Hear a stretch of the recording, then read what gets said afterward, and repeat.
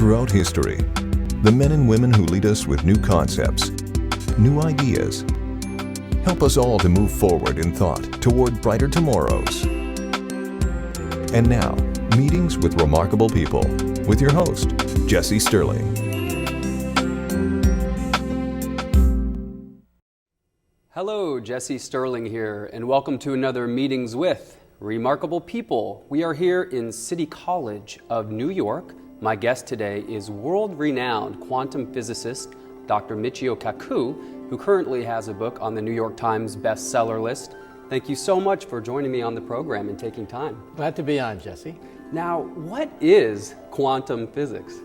Well, the word quantum is the sexiest word out there these days. We have the James Bond movie, The Quantum of Solace. We have quantum healing, quantum technologies, quantum fun. But what is the quantum? Well, first of all, the quantum world is the tiny subatomic world of the atom, but it's a bizarre world. It's a world where electrons can disappear and reappear someplace else. It's a world where electrons can be two places at the same time. This is fantastic. Einstein could not get his head around the fact that in the microscopic world we have parallel electrons disappearing and reappearing someplace else. However, the quantum world has only one thing going for it. No matter how crazy, how bizarre, and how fantastic it is, the quantum world has only one thing going for it, and that is, it is correct. It is the most studied theory in all the universe. Correct to 1 part in 10 billion. Our transistors, the internet, radio, television, everything we see around us based on electronics is based on the quantum theory, this bizarre theory of the atom. So this is what you feel is the most exciting exploration going on in the world of science today, is quantum. That's right, because we have two great theories that summarize the physical universe as we know it. First, we have the theory of the very big. Einstein's theory of relativity, the Big Bang, black holes. We see black holes in outer space now. We see evidence of an expanding universe, just as Einstein predicted. But then at the quantum world, we have this bizarre theory where things aren't really there till you look at them. Things disappear, reappear someplace else. They can be two places at the same time. We want a theory of everything. We want to merge the theory of the big with the theory of the small to create a theory of everything that would allow us to, quote, read the mind of God. This is the final theory, the theory of everything, and that's what I do for a living. That's my day job. And so do you feel that you're carrying on Einstein's work? Because I know this was a dream of his, to have this one equation explaining everything. That's right, and that was also my dream too. When I was a child of 8, something happened which changed my life totally. One day, my elementary school teacher came into the room and announced that a great scientist had just died. Everyone was talking about it in the hallways. Everyone was whispering, he just died. He just died. It was Albert Einstein who just died. And I still remember opening the paper. On the front page was a picture of Einstein's desk. And on the desk was the unfinished manuscript of his greatest unfinished work. Well, I was a kid. I didn't know who this Einstein was. I just wanted to know what was in that book that the greatest scientists of our era could not solve. Today, I know what it is. It is the theory of everything. An equation 1 inch long that allows us to summarize everything from the creation of the universe to the formation of stars and galaxies and the earth, maybe even the formation of people, maybe even love. An equation that will give us a theory of the universe itself. That's my goal, to try to finish Einstein's dream. And Dr. Kaku, I wanted to pull a couple quotes that you've cited in your work to get your take on each one, or why they were included in your studies. And the first couple is going to come from your book, Hyperspace, and it's from Albert Einstein. It says, "I want to know how God created this world. I am not interested in this or that phenomenon. I want to know his thoughts. The rest are details." That's one of my favorite quotes. You see, Einstein once said that research is like drilling through wood. Some scientists take the thinnest part of the wood and drill lots of holes, meaning they write lots of papers about nothing. They just fill up empty space, and you lose a lot of trees in the consequence of printing these nonsensical papers. He said, You got to take the thickest part of the wood and then start to drill.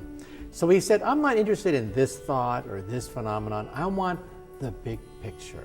I want to know why God created the universe the way he did. And believe it or not, that's been my guiding philosophy. When I wake up in the morning, I try to say to myself, what did Einstein do when he woke up in the morning? He said, I am God. I am God today. I'm going to create a universe with my equations. What kind of universe would I create? An ugly universe, a pretty universe, an elegant universe? What kind of universe would I create? And believe it or not, that is what I do in the morning. When I get up in the morning, I have to play with all these equations. Equations for electrons, equations for protons and quarks, equations for the Big Bang. And I have to piece them together. And I have to say to myself, well, if I'm God today, do I want a universe that evolves in this way? A universe that gives me quarks but no leptons? What kind of universe do I want today? So believe it or not, this is the way we physicists think. We create universes now. We're way beyond electrons. We're way beyond quarks. We want the whole shebang now.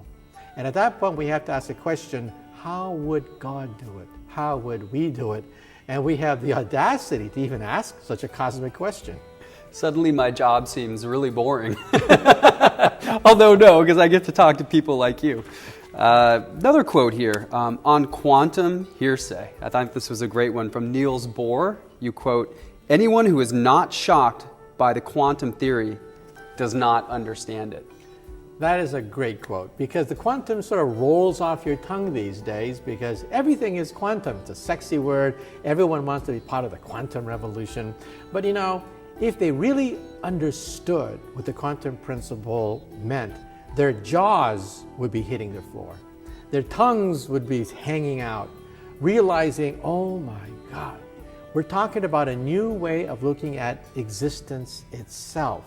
Are there other universes? Do I exist as a definite state? Why did Einstein have such a hard time getting his head around it?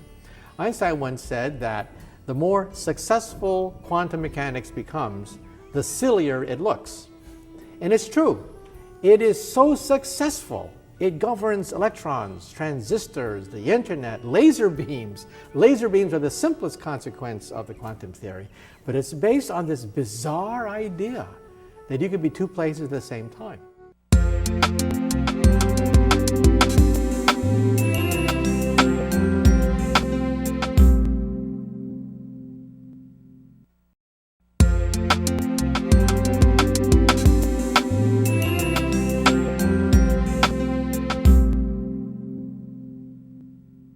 Do you feel, as your work as a quantum physicist is starting to overlap into metaphysics? Is mainstream science now overlapping with the paranormal or parapsychology? Think of the craziest things you see on the Twilight Zone. You see parallel universes, universes where people can disappear, reappear someplace else. You open the door and instead of going on to the other side of the room, you wind up on the moon or on Mars. Some of these fantastic things, we actually see parallels in physics itself. Because you see, at tremendous energies of the Big Bang itself, space and time is not stable. That is, if I have a microwave oven and crank it up all the way to the top to hit what is called the Planck energy, the energy of the Big Bang, then little holes, little bubbles will start to form inside your microwave oven. Each little hole is a gateway perhaps to another universe. So we now believe that our universe is a bubble of some sort, and it's expanding rapidly, but there are other bubbles out there. This is called the multiverse, which is perhaps one of the hottest areas in physics today. The idea that our soap bubble universe can bump into other universes, perhaps fission in half, perhaps gateways can exist between universes. And like I said before, there's only one thing going for this theory. It seems to be right. Now, this sounds like science fiction to a lot of our viewers out there. This sounds almost like magic. But you're telling me this is actually science fact. Arthur C. Clarke once said that any sufficiently advanced technology becomes indistinguishable from magic. We have the Big Bang theory, the theory that the universe was formed in a gigantic explosion 13.7 billion years ago. We know that number to within 1% accuracy. Our satellites have nailed it to the wall. The universe was born 13.7 billion years ago.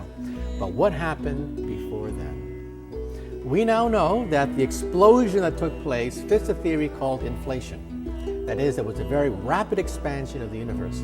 But if you look at inflation theory carefully, it's a quantum theory, which means that if it inflated once, it could do it again and again and again. Even as we speak, we now believe that there are big bangs taking place all the time. Continual creation of universes. Now, this is very good because we have two different ideas of metaphysics. In one, we have Buddhism, in which case the universe is eternal. There was no beginning, there's no end, there's only nirvana. But then we have the Judeo-Christian theory of Genesis. We have somebody like Charlton Heston up there saying, "Let there be light," in this great thunderous voice. Now we can combine these two diametrically opposed theories into one metaphysics. It is called the multiverse. That yes, our universe did begin in a gigantic explosion, but there's a larger multiverse of universes called nirvana, in which case bubbles pop into existence all the time. And what physical space would they occupy if there are parallel dimensions? Why can't we see them? Where are they? Our universe is three-dimensional. We can go forward, backward, left, right, up, down, but that seems to be it, right? So if the universe is expanding, what is it expanding into? Well, when I was a child, I was introduced to this whole concept of parallel universes because I used to go to San Francisco to the Japanese tea garden. And I used to spend hours looking at the carp swimming just beneath the pond. And then I just said to myself, what would it be like to be a fish? To swim beneath the lily pads, to live in a world of two dimensions. I could swim forward and backward, left and right, but the concept of up, into another dimension, the third dimension, would be considered preposterous. And then I imagined a scientist, a carp scientist there, who would say, "Bah, humbug, there's no such thing as a third dimension.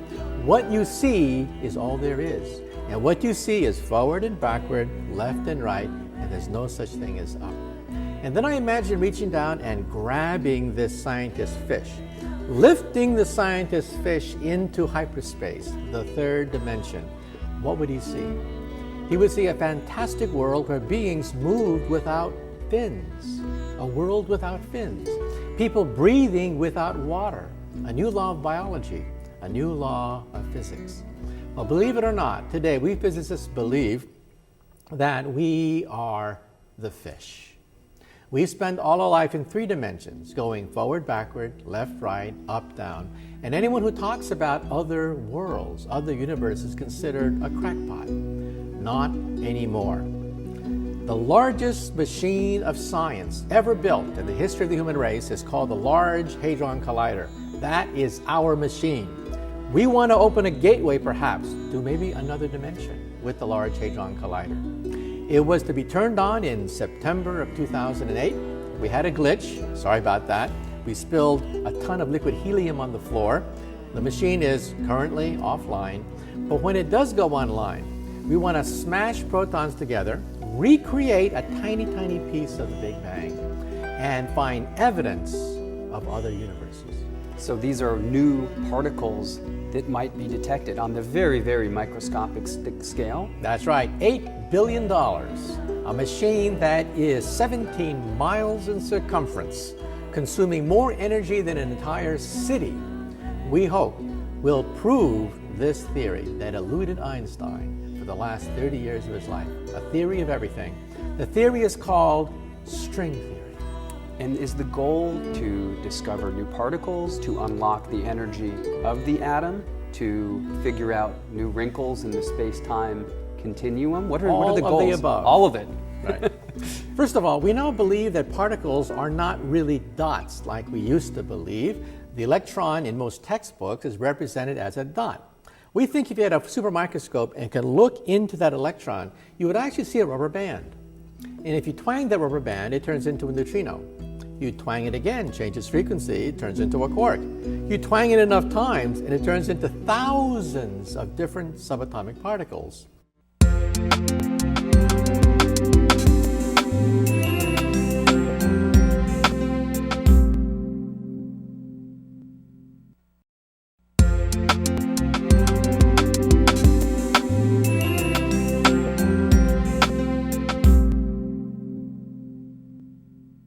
We are still quoting from hyperspace, Albert Einstein again, and this is to build a time machine. This quote struck me. People like us who believe in physics know that the distinction between past, present, and future is only a stubbornly persistent illusion. He wrote that very powerful statement. It's been quoted over and over in books, artworks incorporate that statement. When one of his good friends died, it was a friend that had inspired relativity for decades of discussions with Einstein, and he wrote a eulogy. So many people are mired into the past. They see the present and they cry about the past. But you see, Einstein didn't see it that way. He said, don't cry for the loved one that just passed away. Look at time as past, present, and future. And then you begin to realize that we're part of a continuum. We're part of a much larger fabric, that it's not the end of one thing, it's the beginning of others, that we are part of a much larger tapestry. And that's what he wanted to say to the people who were crying at the funeral, that we physicists realize that this distinction we have, that a life had just ended, is really a fantasy. That if you take a look at the big picture, you see that there's a continual cycles of life and rebirth. And when you look at the past, present, future as one entity, then you realize that we're all just one thread of a much larger tapestry. A cell in the mind of God, if you will. That's right. I want to read the back of this book too, because it says, amongst the best of its genre to appear in recent years. This is New York Times Book Review. You had other books on the New York Times bestseller, including, which we'll jump to right now, Physics of the Impossible, which is currently available in hardcover. Another wonderful review says, a genuine tour de force, skillfully delivering cogent descriptions of everything from subatomic structure to the laws of the universe. And you also use a lot of Star Trek and Star Wars analogies so that people like me can understand. I'm a fan, I confess. And it makes it accessible to everyone. We touched upon this earlier, but a little bit more on invisibility. The quote by Mark Twain is, you cannot depend on your eyes when your imagination is out of focus. Right. And by that, Mark Twain meant that sometimes we are so beholden to the word, we're so beholden to the phenomenon, that we miss the bigger picture. And so when you talk about invisibility, invisibility is all about what we cannot see. And so we have so many prejudices because all our experiments are done on things that we can't see. So when we talk about invisibility, we're talking about something that we are really on shaky grounds, that all the laws that we have deal with things that are visible. So now we do believe that invisibility is possible. So why did we miss it? Why did all the optics book get it wrong? And the answer is, when we look at the laws of optics, we look at glass, we look at water, we look at diamonds, things that are uniform and they look invisible, and light bends in a way when it goes through water. But what about an object that's impure? Has tiny little impurities that is not uniform. We didn't think about that. Such a simple concept of looking at things that are non-uniform. These are called metamaterials. When light goes through a metamaterial, it kicks. It kicks the light beam in the wrong way microscopically. Well, if you kick it a little bit, there's no problem. But if you kick it in the wrong way continually throughout an inhomogeneous medium, then the whole light beam bends the wrong way. We miss that. Every single physics textbook, my lectures to my students were all wrong. We missed that fact. And of course, the Pentagon is now dumping millions of dollars into this technology. And it just goes to show you that sometimes you have to let your imagination roam. You can't be beholden to just what you see. You have to sometimes embrace the invisible. Another thought on telepathy. Only those who attempt the absurd will achieve the impossible. That's a great quote, because when you think about the impossible, the first reaction is that's absurd, right? In the 1800s, the world's leading physicist was a guy named Lord Kelvin. The Kelvin scale is named after him. And he said it's a law of physics that airplanes are impossible. There it was, in black and white, heavier than air aircraft violate the laws of physics. And he also said that the Earth could only be a few million years old, because otherwise it would have cooled off by now. He made all these predictions, every single one of them wrong, right? Now, why? Because back in the 1800s, we didn't have a good grasp of the laws of physics, the laws of aerodynamics. We had only a partial understanding. So there's a lesson here. Never go beyond what you already know. So the laws of aerodynamics, the laws of fluid mechanics, airflow, were not known in the 1800s. Now we have something called Bernoulli's principle, and sure enough, birds can fly and airplanes can fly. So Lord Kelvin was wrong. Also, the Earth, it is billions of years old because it doesn't cool down rapidly because of the nuclear force. The Earth is radioactive. We forget that. The center of the Earth has lots of thorium, uranium, heavy metals which sunk to the center of the Earth, which are radioactive and generate heat for billions of years. So again, he did not understand the nuclear force, and that's why Lord Kelvin's predictions were wrong.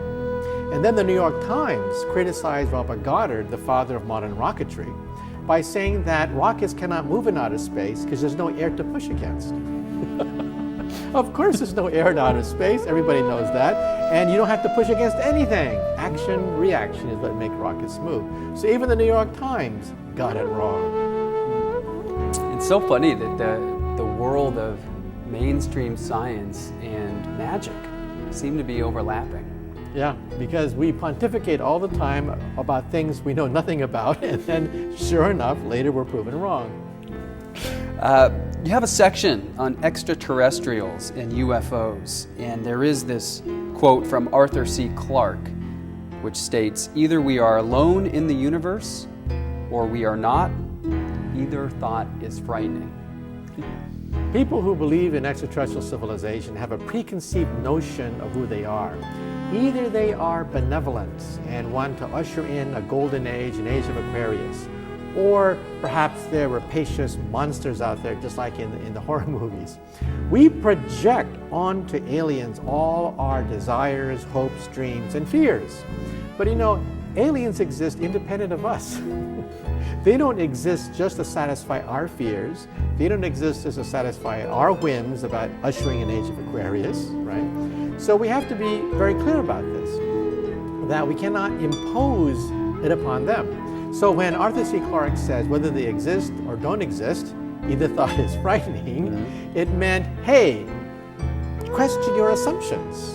Okay, you're projecting onto them the fact that either they are great, noble, or they're going to eat us up and destroy all humanity.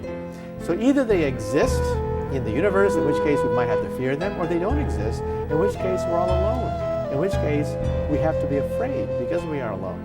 These question our prejudices about what's out there. It'd be an awfully lonely universe if we were it. Yeah, I don't believe that we're the only game in town. I mean, just in the Milky Way galaxy, how many stars are there? You can actually count the number of stars in the visible universe. Our galaxy has 100 billion stars. That's our Milky Way galaxy. How many galaxies are there? Our telescopes can see 100 billion galaxies. So how many stars are there? 100 billion times 100 billion. That is the total number of stars in the entire visible universe. And to say that we're the only game in town, I think is rather... Well, thank you for this meeting here today, and thank you for sharing your thoughts with NTV's audience. No, thank you.